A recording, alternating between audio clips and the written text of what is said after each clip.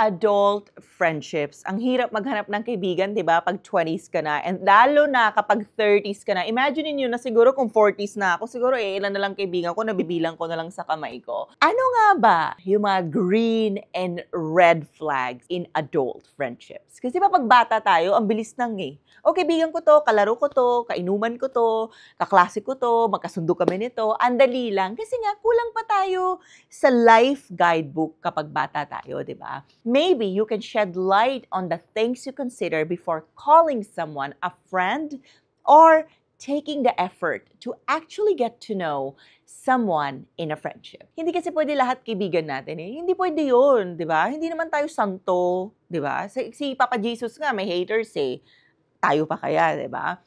So, green flags for me. Number 1 is consistency. They show up for you, not just in good times, but in hard times as well. Hindi kasi pwede good time lang tayo dito. Ang hirap na ng buhay ngayon. Hindi pwede party, dinner, shopping, travel. Hindi. In a friendship, show me that you are consistent. You support me, you support my growth, my decisions, everything. Pakita mo sa akin bago kita tawaging kaibigan. Diba? Hindi yung pwede pasarap-pasarap buhay lang tayo, tapos wala na. Pag may nangyari sa akin, iiwan mo na lang ako, diba? Next naman is respect for boundaries. They honor your space, time, and personal choices without making you feel guilty. Ito yung isa sa mga bagay na nagsastruggle tayo, di ba? Kasi ayaw natin mag-no, ayaw natin magsabi ng feedback sa mga tao love natin.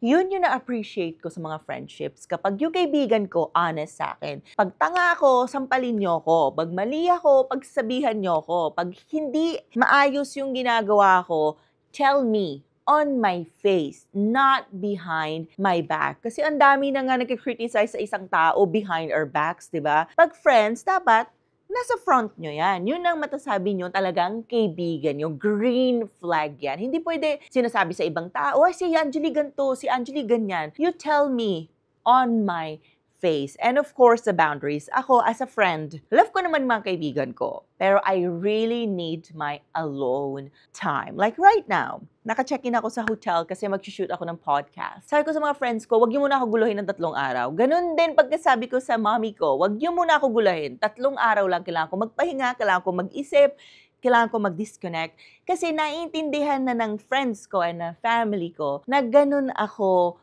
as a person. So parang napag-usapan na namin to all throughout na ganito ako mang-function. And sa friendships ko, sinasabi ko talaga, wag niyo ko guluhin. Busy ako sa trabaho. Pag hindi ka invited, wag mo personalin. Ibig sabihin nun, yung event na to, for clients lang, or for my employees lang, or pag nag-travel ako with my employees, hindi ka kasama, hindi ibig sabihin nun, di kita love. It's just, may kanya-kanyang department yung buhay ng isang tao. And when your friends can't respect your boundaries, maybe kailangan nyo ng pag-isipan. Kasi hindi naman pwede all the time clown ka, nagpapasaya ka ng tao, di ba? We have our own seasons. We have our own days. Minsan sad tayo, minsan may anxiety tayo, minsan we're just not in the mood, right?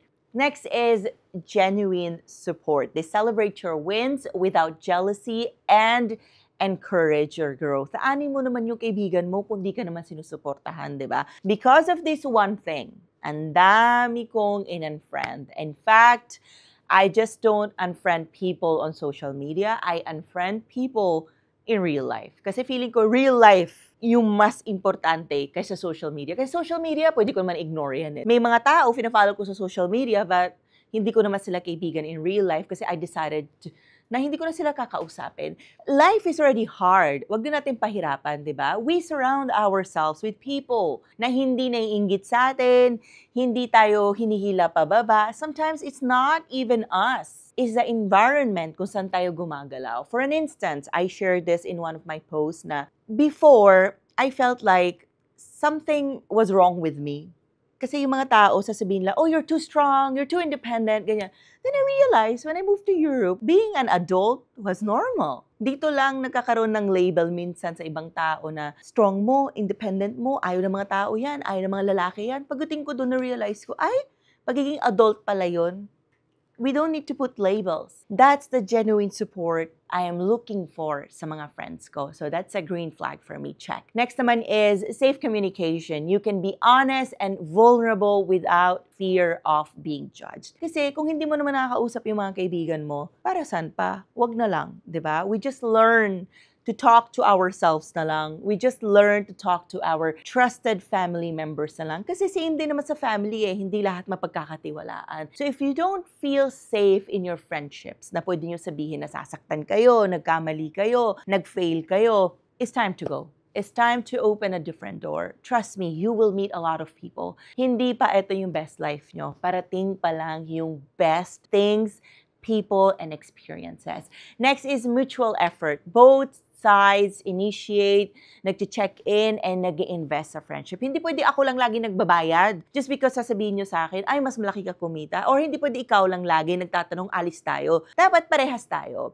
So sa mga friends ko, minsan naiintindihan ko, may mga businesses din sila, nagiging busy sila. So meron ako isang friend, si Edge. Minsan bigla na lang yan mawawala for 6 months. Di ko siya ginugulo. Kasi alam ko, ganun siya mag-function. But nag-e-effort ako, i-text siya, guluhin siya, nagvo-voice message ako, kahit hindi niya ako nire-replyan. Bigla na lang yung text, let's go to Chiang Mai. So next week, I'm flying to Chiang Mai kasi naka-check-in siya sa Four Seasons. Gusto niya pumunta dun sa White Lotus na location. So that's effort for me. So sabi ko sa kanya, mahal dyan, 1,500 euros. Ayoko muna gumastos ngayon ng ganyan.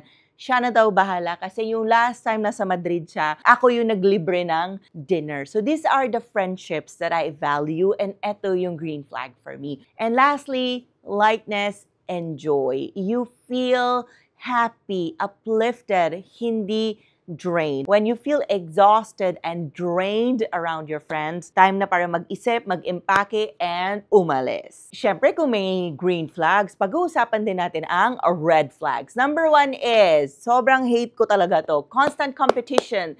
They can't celebrate you without comparing themselves. Siguro naman sa pagiging 30 years old ko ngayon, 34, ayoko na makipag-compete kahit kanino kasi lumalaban ka na everyday sa business, di ba? Sa iba pang life problems, sa strangers.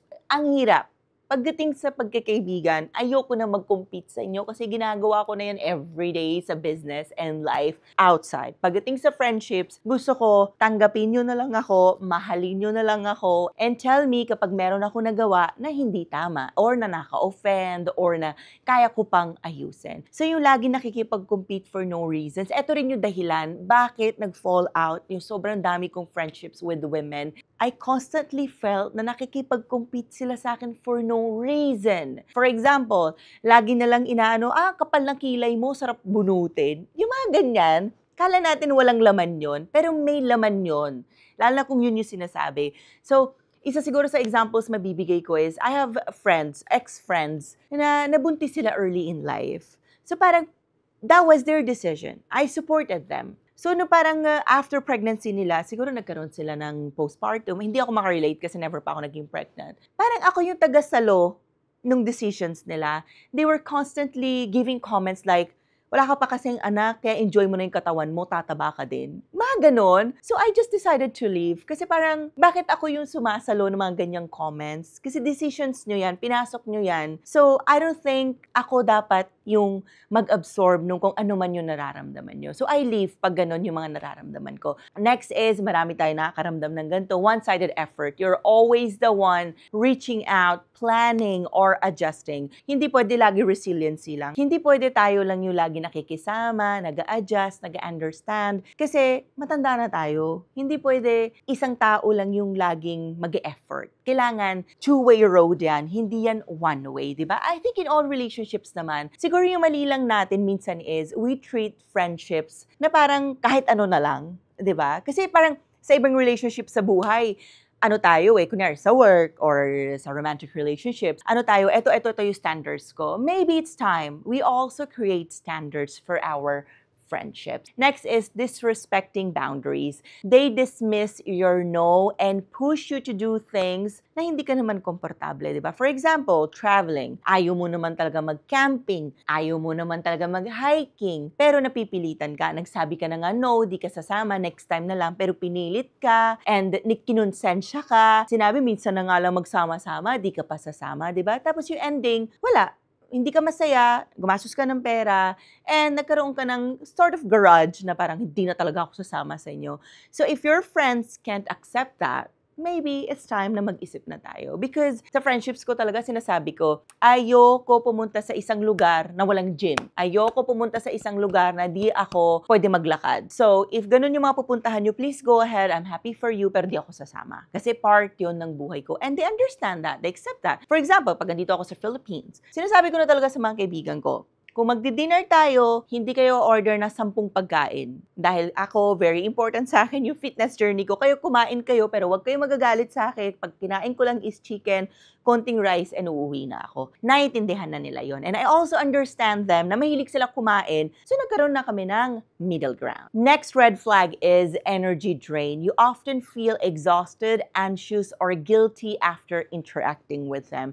Feeling ko wala nang explanations needed to. May mga tao talaga, pag drama ng drama, puro kwento ng kwento na, alam niyo yun, parang nakakatuyo ng utak, nakaka-drain, na parang, teka, parang, wait, ready ba ako i-absorb itong mga kwento na to? Sometimes kasi, kwento sa atin na kwento yung tao, hindi naman tayo ready mag-absorb na ganun kalaking drama. Same with us. I think it's a skill na matutunan natin. Bago tayo magkwento, tingnan natin, etong taong to, ready ba to emotionally absorb ano yung kukwento ko? Para hindi ma-drain yung energy and para hindi tayo magkaroon ng sama na loob. Kasi misa kwento tayo ng kwento, tapos parang nagkakaroon tayo ng sama na loob, bakit di mo ako iniintindi? So, it's a skill that we can learn na bago tayo magkwento, tingnan muna natin kung emotionally and mentally capable ba tong taong to i-absorb yung mga ikukwento ko. Last one is one of my favorites. Lack of accountability. They never admit when they are wrong, and they often blame others and make you question your feelings. So, ano ba may share ko example dito? Oh, one time, I went to Europe with my friends. Sobrang close friends ko to ha. Hi, Dan and RA. So, yung friend ko, parang may pinapa-Gcash siya sa akin. Eh, nasa Siargao ako noon. Wala akong, yung pang OTP, wala akong signal. Sabi niya sa akin, isan mo na right now. Napikon talaga ako, nagalit ako. Sabi ko, wala kang tiwala sa akin. Ganto katagal mo na ako kaibigan, pinapa-Gcash mo na yung 10K. Sabi niya, ay Brad, sorry. Inaway ko talaga siya. Sabi ko, di ka makapag-antay magbukas. Parang 1 a.m. na, pinapasend mo na sa akin right now. Hindi naman kami nagkagalitan. Hindi naman siya nagtanim ng sama na loob. Tapos nag-sorry siya the next day. Angeli, sorry na nakalimutan ko na yung Gcash mo pala is parang limited na. Nasa Spain ka na, nawala talaga sa isip ko. So, nag-forgive kami and tuloy yung trip and we had fun. Ngayon, pinagtatawa na lang namin yun na sinisingil niya ako 1 in the morning sa Gcash, tapos nagalit talaga ako na, ano to, di ka makapag-antay, kita mo, nasa labas ako.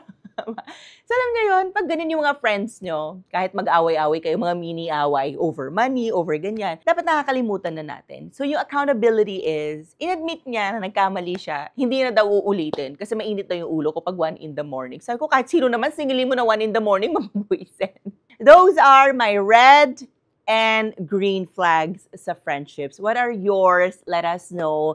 Pero at the end of the day, kanya-kanya naman tayo. We also need to understand that people are going through a lot. Diba? Minsan, bago tayo mag-judge, bago natin i-label yung isang tao, o red flag to, green flag to, siguro, we can adjust our life lens a little bit and give it benefit of the doubt na may pinagdadaanan din talaga minsan yung mga tao. And hindi naman lagi yung mga red flag is parang i-judge na natin yung buong pagkatao nila. This is just a guide. So parang sa panahon ngayon, kasi mahilig na tayong mag-label, di ba? Oh, ganito ka, ganyan ka, green ka, red ka. Minsan, the best thing to do is to do nothing. Just flow with life. That's my favorite line ngayon. I'm just flowing with life. Kung ano man yung mag-fall. Kung ano man yung mag-crash. And kung ano yung magpa-proceed. That's all, guys. Please follow our socials on TikTok. We are Life in Progress Pod, and on Instagram, Life in Progress PH. And don't forget to follow my YouTube account, Angeli Dub, and on Spotify, Life in Progress by Angeli Dub. Bye, guys. Adios.